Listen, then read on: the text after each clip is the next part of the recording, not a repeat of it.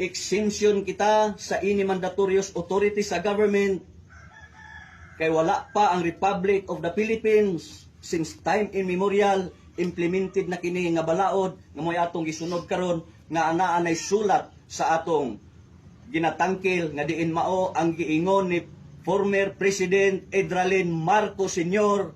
sa iyang letter of instruction sa last will and testament upon the presentation of legal documents of the rightful owner. Diplomatic immunity, sovereignty, divine commissioning nga kini pagpamatuod nga ikaw usa ka matuod nga Pilipino, usa ka matuod nga rightful owner sa nasod Pilipinas uyutang saad. No, so dokumento nimo kini nga ikaw usa ka matuod nga pinili sa Dios.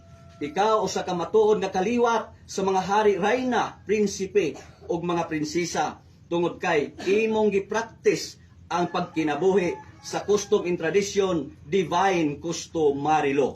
No?